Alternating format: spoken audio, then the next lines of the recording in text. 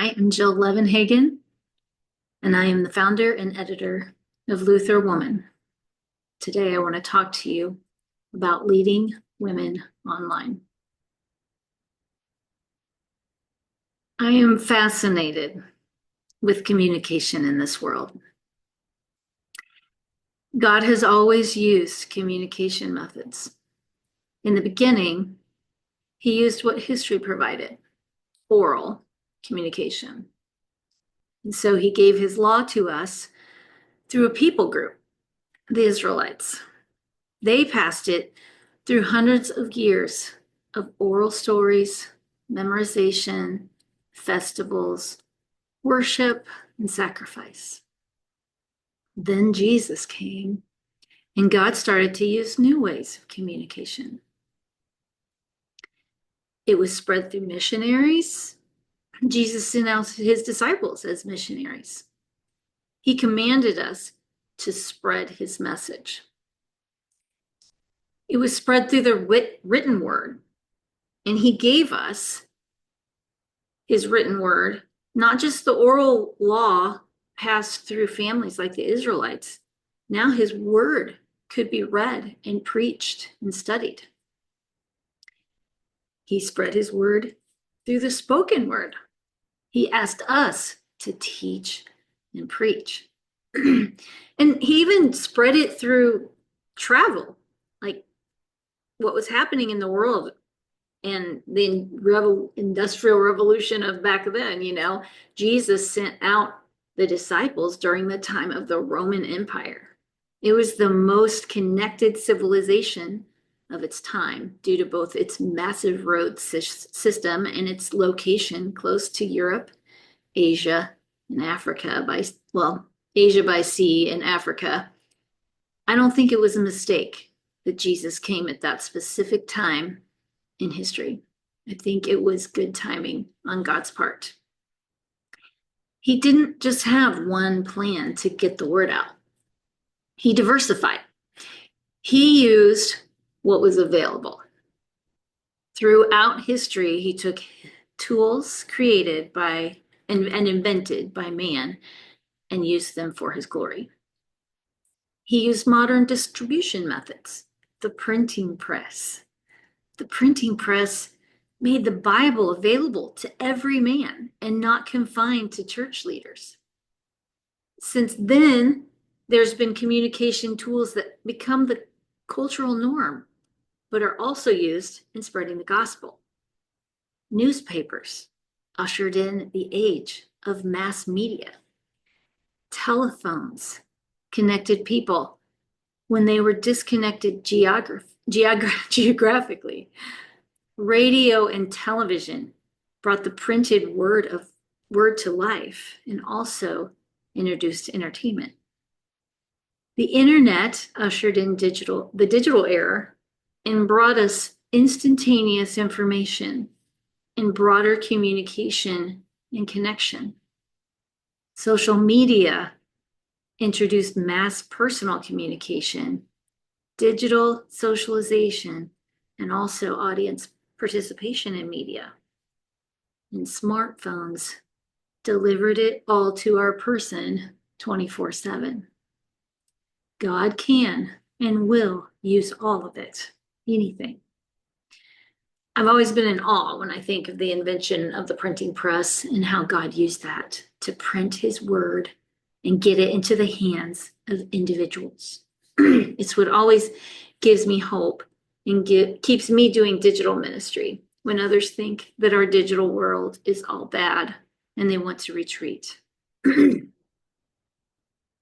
God loves to use what's familiar in surrounding us to make a point or provide us tools for his work. He particularly needs to use these tools for the lost because they need those frames of reference as a bridge. Jesus, many times, would use parables to teach. Parables were a way to connect to something. Even the concept of disciple was a bridge for Jesus' followers to understand the posture they should have in learning. The Greek philosophers were doing the same concept with their students. But even that concept, Jesus used and then flipped on its head. He makes it something bigger when he commands them to reach the world and for every believer to become his disciple and a discipler of others. He uses the familiar disciple as a bridge to lead them further in faith and mission. So what does that have to do with today? I believe that God always wants us to use cultural bridges, to use available tools that man has made. If we don't infiltrate the communication mediums, we will lose people and not reach people. Some of us are weary in our digital world. We see some of the destruction that it has caused. We see how it is changing us and changing the world.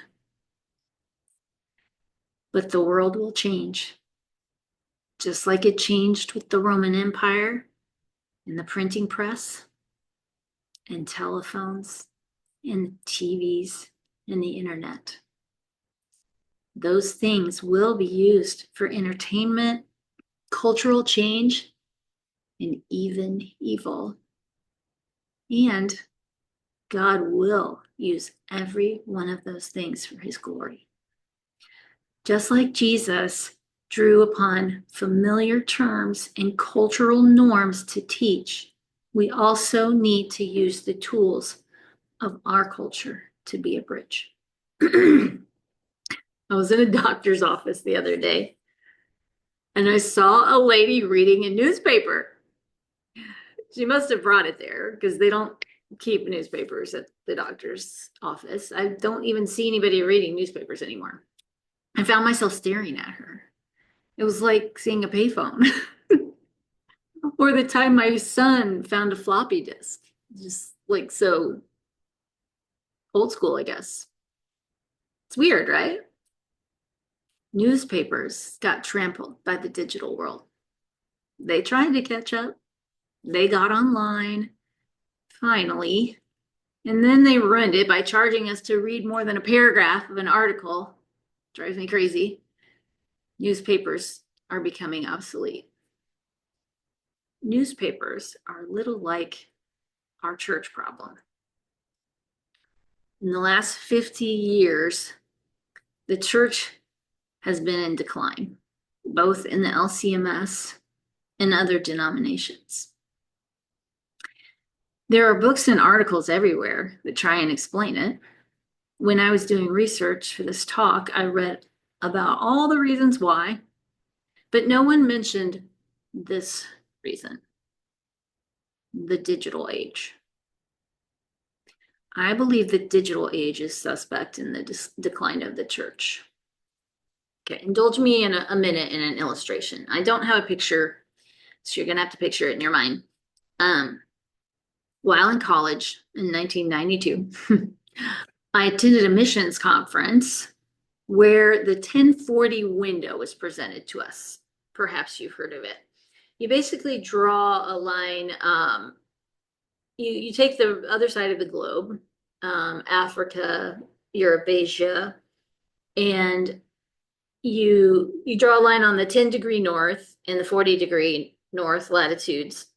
And it makes a box over the whole top of Africa, and the whole bottom of Asia. All of those countries, 57 countries, 60% of the world's population live there. So at this conference, the interesting thing that they said was, 60% of the world's population lives there, but here's what's interesting. 97% of unreached people in the world live there in the 1040 window. And only 3% of all Christian church workers serve them. 97% of church workers serve the areas where the gospel is readily accessible. Now, that's very interesting, motivating, but I'm going to use that example to maybe theorize about my digital age being a problem in the church. In line with that, I would theorize that 97% of people get their content digitally, and they get about 3% from in-person, paper, oral, and other means. I know that's true for me. And yet, the church is providing its content probably 97% in-person, paper, oral, and other means, and 3% digitally. That's sobering. That's a theory, but I use it to make my point. Content and how to deliver it has existed since the dawn of time, and it is ever changing fast. And we must keep up. The church in the last 50 years has not kept up. We lag. We find some fancy things sometimes to play with. Well, that's cute. That's cool, but it's not even about the fancy things. It's just about simply keeping up. Because we have to serve our content in a way that's seen, consumed. So if everyone is seeing and consuming their content digitally, what must we do? We must serve our content digitally. Now, I want churches to be more involved in digital discipleship. But since I can't solve that problem, I'm taking a crack at women's ministry. And that's what LUTHERWOMAN is about. Women are too busy and life is overwhelming. They come to church, maybe, but they don't make relationships to build community, to participate in growing their faith. They're baby Christians who stay that way, who raise children who may not even end up caring at all. This is a problem. Are they saved? Yes. But will their children keep the faith? Will their grandchildren even be baptized? But it's not just about them and their descendants. Jesus told us in Matthew 28, "Go therefore and make disciples of all nations, baptizing them in the name of the Father and of the Son and of the Holy Spirit, teaching them to observe all that I have commanded to you." This is a command of all Christians, for all Christians.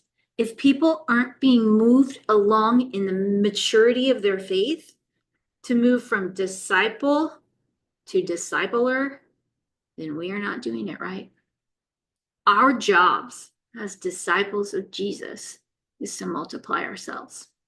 How would the gospel ever reach the world if not for multiplying more disciples, and that those disciples would make more disciples? It's a math problem. Our goal is discipleship that multiplies. You are listening to this talk because you're a discipler. You want to pour the love of Christ into others. You and I, we are still disciples, followers, always learning. But we have been through the journey and sometimes the fire of maturing our faith to the point that we want to turn around and disciple others. We know that this life is about a daily giving our cares to Him. Fears, grief, worries, always resting in His care and comfort. We have all been given different circumstances in life.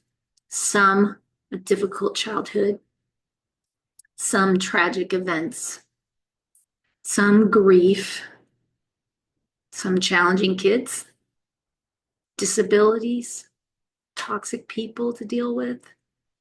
or struggles of loneliness, finances, marriage, parenting, health, mental health, etc. We've all struggled, and we have learned to trust God through it all. We go to Him first. He is our number one.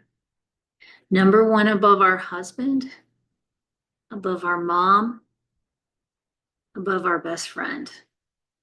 He is the only one who will never leave or forsake us and is always with us 24/7. We believe it. We know it. We know it.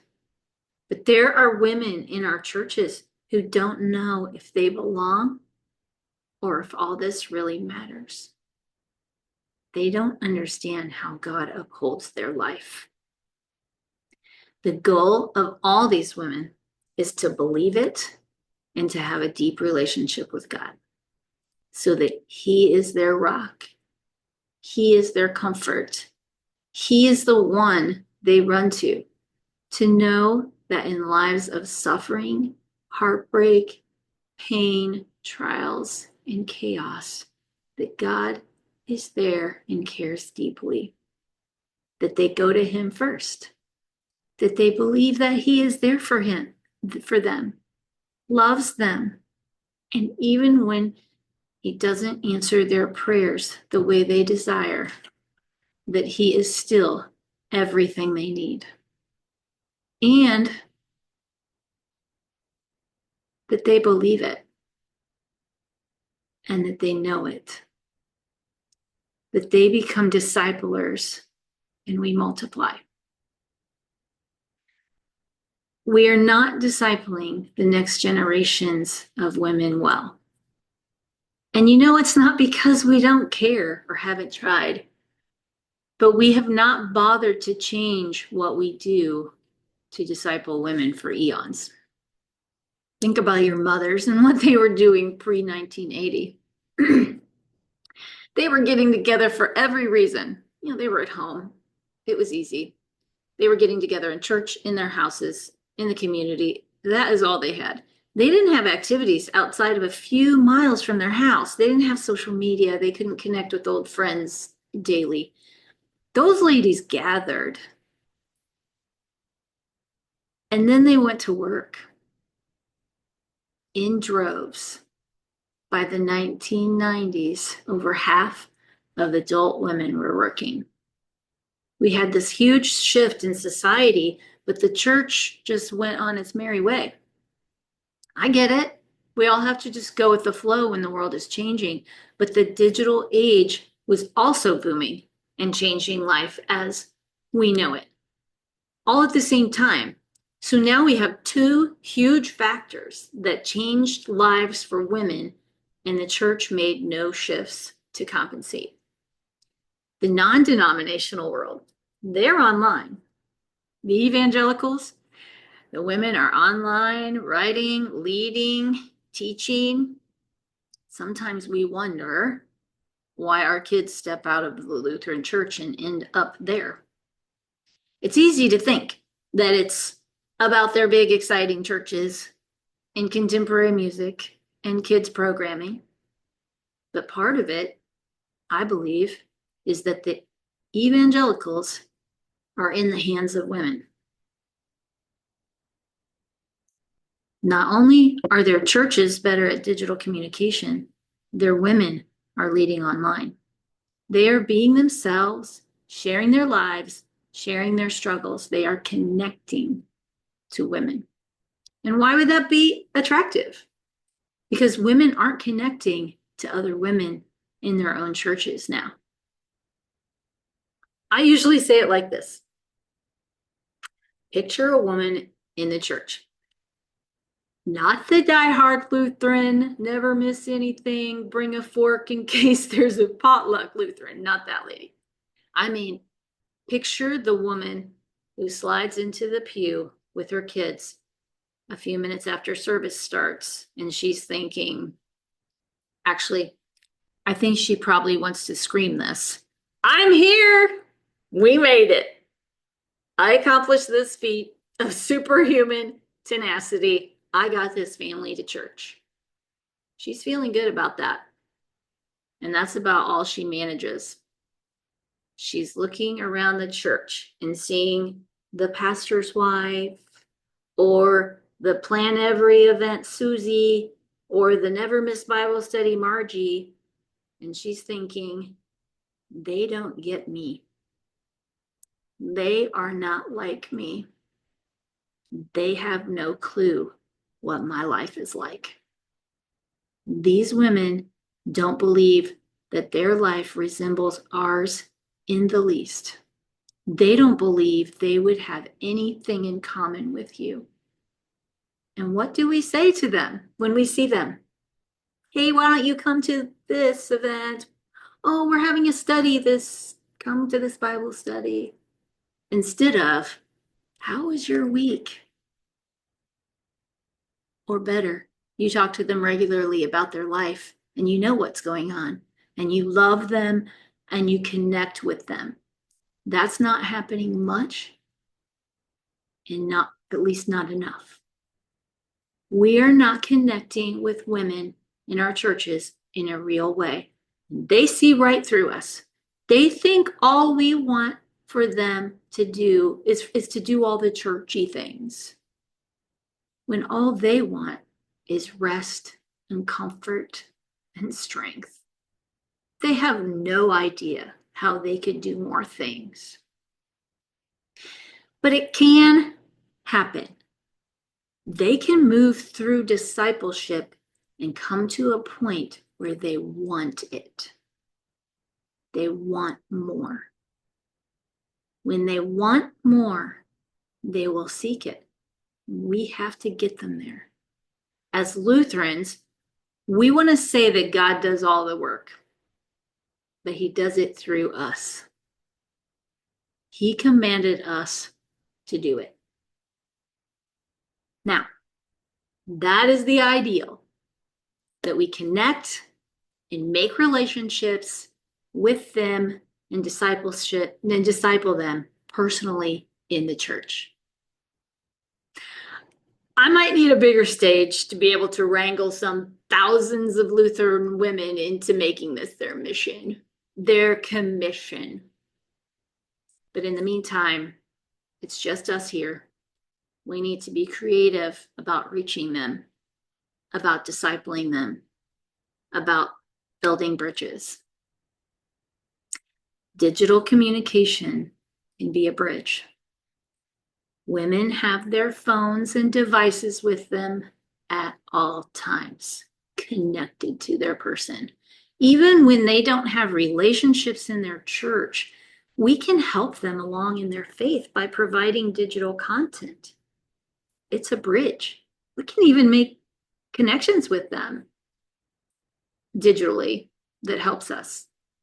We are trying to move them from I do nothing besides make it to church and Bible study with homework.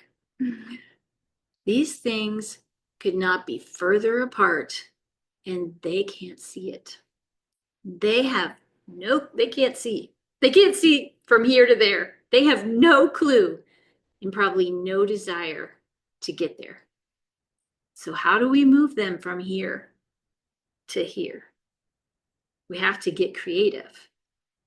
And we have to meet them where they are getting content. We have to saturate that space with the word. Get them more Jesus in their everyday.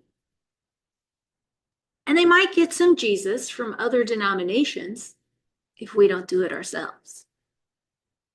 Because there are some godly women out there that I would recommend following that aren't Lutheran. That's fine. But we should not just leave it to them. Because at some point, if these women are not connecting to our church, to us, and they are getting all their faith content outside of our church, one day you're going to wake up and say, why don't I just go to the church down the street? I have taken this on as my personal mission to do this small thing that might help the decline of the LCMS in particular. We have got to disciple these women so that they mature in their faith and they turn around and do the same, disciple others. That is how we don't die, and that is how we multiply. Now, I'm going to talk to you a bit about the ministry I lead online, LUTHERWOMAN. I want to share with you this video that I shared with my team right before we launched LUTHERWOMAN in summer 2023. I want to chat with you a little bit this morning about the focus of our ministry. Our verse that we talk about is the Lord is the upholder of my life. Which I think we all know it's really hard to get to that point where you believe and know that. And that is what we are trying to fill in a gap for. As Lutherans, we are having children, and we were children, and we were baptized, and we were brought up in the church, and we were confirmed. And a little bit like check boxes, we check the box. But what's great about this is I think that we can be pretty firm on the fact that it gets us to belief. Or another word for that, faith. As Lutherans, when we get through this process, some people don't get through it all in the same way as others, but we get to this point, and I think we can all check that box and say these kids have belief and faith. I think what we're talking about in our ministry is, okay, what's happening after that? Because belief and faith can still be shaky when you haven't led your life and you don't know, really know God's work in your life and how does he uphold my life. Because this verse says the Lord is. This is a surety. This is, I know it. I know it. I've seen it. I've lived it. I know it. And that's where we are. We're going this one more step. Okay? We need this one more step. And we know that step happens as we live out our life and we give those times of especially our suffering and trials and our questions to God, and we make our time we make this faith and belief a relationship with God. And we give all of the things that happen to him, to happen to us, to him, so that once we've been through things in our life, we begin to know that God is the upholder of our life. And why is that important? Because someone who just has belief and faith, it's a little bit shaky, and they can live their life. They're going to heaven just like us. But until they get to this part, they're not going to turn it around and then help others get down here. Okay? So our ministry, it's not like we're not evangelizing anyone. Our goals are people who have come to here, okay? They've gotten here. Some have left the church after this. Some are struggling, but just, I mean, they're trying. They believe, but like, who knows, all the factors in their life. And then some are in. They're not as connected, and they're just not as mature in their faith. They haven't necessarily got here. Okay? But once you're here, you want to be part of the getting down there. You want to be part of God's plan to help him pour into others, because that is what he called us to do, to be disciplers of others. That's what he told his disciples when he left, is to go and make disciples. Help them believe, help them know, walk with them, hold their hands, love them in partnership with me. Be my hands and feet. Be everything that you can be to the people that are in your care to get them here. So, I'm so excited that you guys are on this journey with me to get these women to this point. And I'm excited for their life when they do.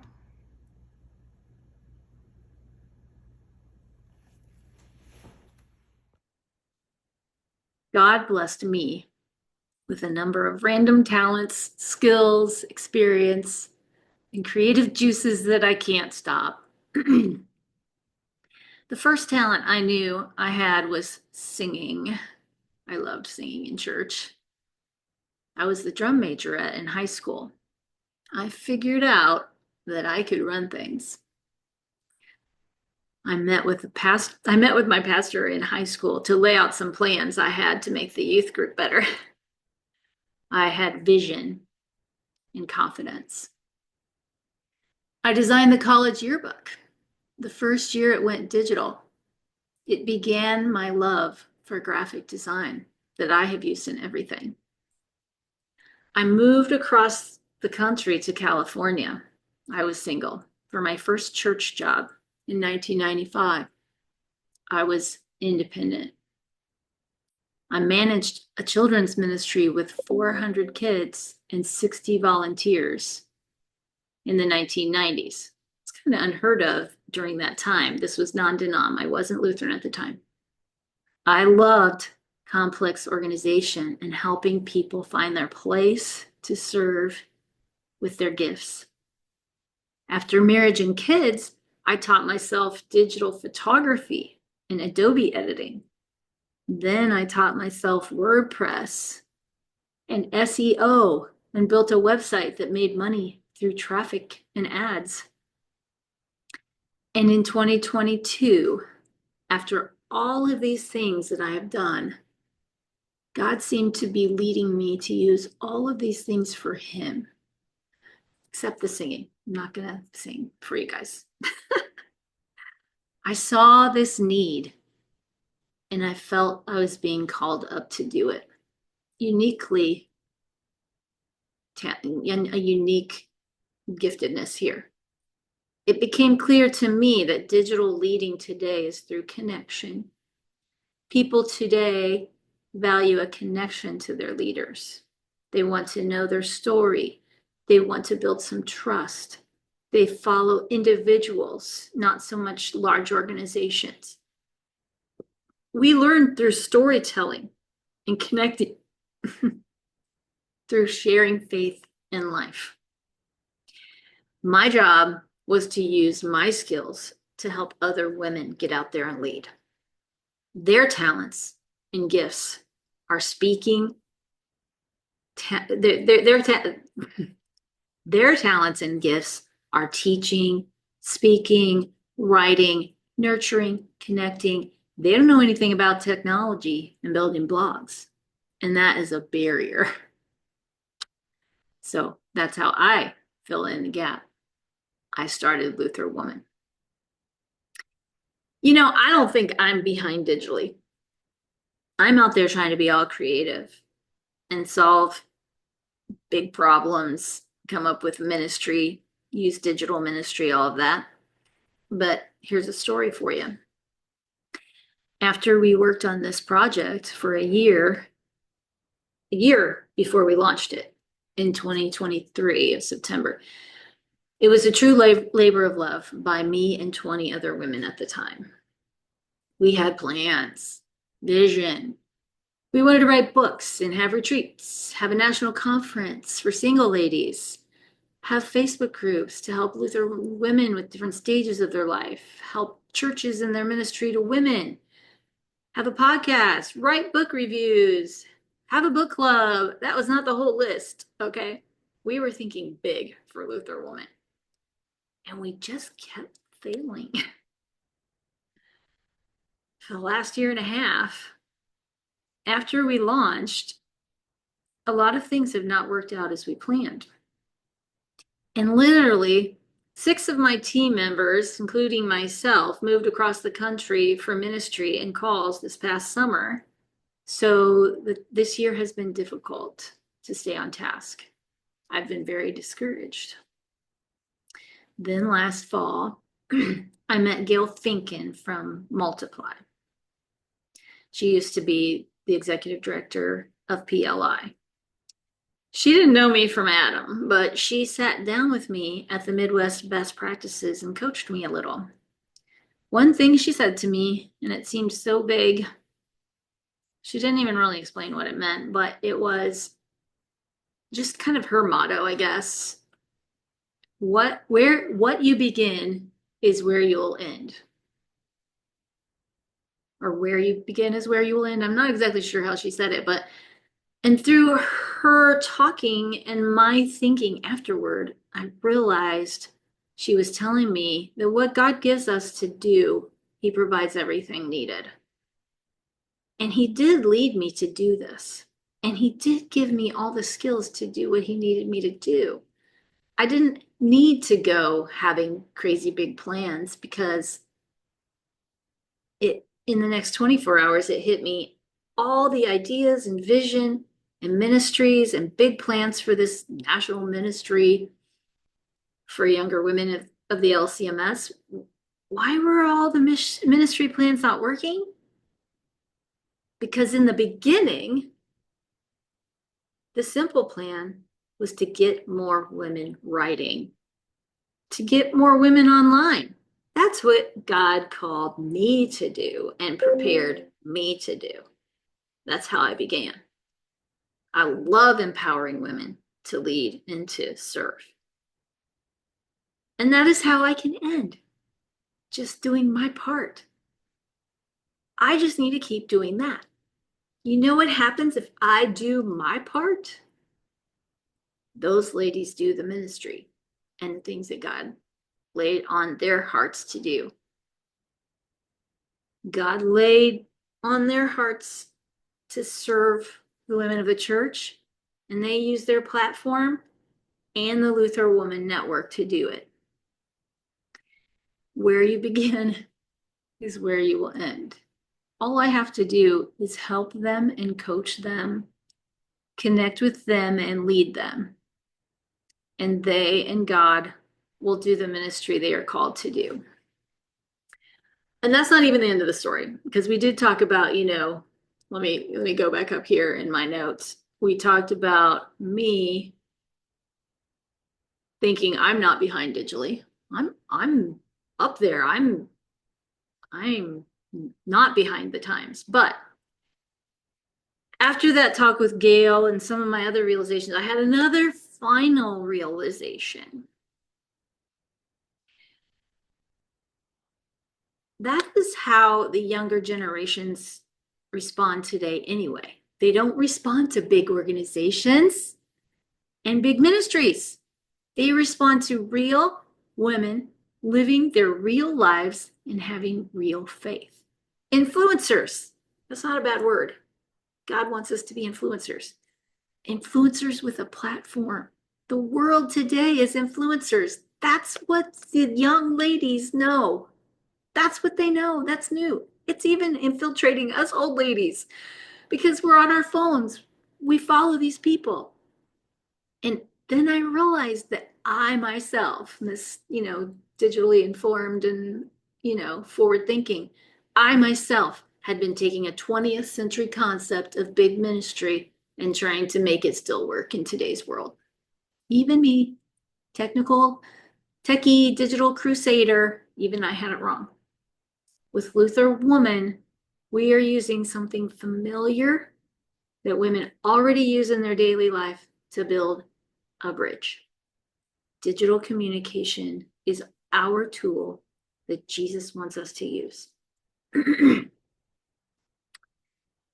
Luther Woman is a network of women leading online. Luther Woman is like the trunk of the tree, holding up these women to branch out with the gifts that God gives them. So I don't put Luther Woman at the top and make it an org chart with us as an authority or the engine that runs it all. Luther Woman is the support structure. We are providing these ladies what they need that they don't have: tech support, financial help, in order that they can focus on doing what God has called them to do and to lead. So as we operate as a network that connects our digital leaders and helps, so we operate as a network that connects our digital leaders and helps them get their message out and their ministry. Luther Woman helps them design and get a blog set up. We coach them. We connect them to other women in our group for inspiration and motivation in building their platforms. We share their content and promote their reach because they all have pages and blogs, and we share that content. And we help connect them with churches for speaking engagements, retreats. And through our network, they share their successes with each other so that we can all learn. Ministry is then done by our leaders. One might be a teacher, another a writer. One might do a podcast, write devotions or Bible studies, lead workshops, write books, or host retreats. God leads them to do the ministry He has for them to do according to the gifts He has given. This is how we lead online through the network of Luther Woman. So we are always looking for more women who are interested in writing and leading online. We welcome those who want to write exclusively about their faith, but we also know the value of sharing life. We encourage women to share on their blogs about their everyday life and their interests, because all of these things relate to our faith, and women want to have women of faith to follow for all of the things that they are going through or that they are interested in. Lastly, I want to talk about funding for Luther Woman. We all want younger women to get engaged in their faith. You are watching this video. You are interested in what we are doing. One thing we really need from you is help with funding. We have no money and no one gets paid. We applied for our 501c3 in November. We don't know when it will be approved. Once we do get approved, the plan will be to apply to be an RSO in the LCMS, which would hopefully help us fundraise. Our ministry is content. We need to pay women to do this work. And if this is to grow, we need to pay professional people in communications, fundraising, finance. And I would love to use some deaconesses to lead the creation of Bible resources. And even if I find the most gifted writers and speakers and teachers, they usually have jobs. Women are working. Most women work and they don't have extra money. We are running up, Luther Woman, we are running up against a funding as a barrier to growth. Women can't even give of their time for this godly task because they have so little time and their families come first. I mean, these are discipler women. These are young women who have gone through that whole process, maybe even church workers, some that just, grew up in the faith and they're strong and they are already disciplers and they want to be part of this. But money is an issue because I talk to them and they want to come on board. They want to manage the social media or start a ministry or host a podcast or write a book, but without being paid so that it's a means to support their family or paid so that they might even quit the jobs that they have without some pay. They have very little time to commit to this, even if they care greatly about the ministry. And then we don't have consistent work being done to try and grow this. We would just like for you to please consider how that you can help us fund this work.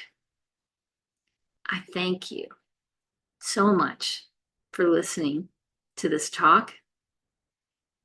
And I ask you to be praying for us, for the young women of the church, and to ask God how he can convict your heart to be a part of this mission. Thanks.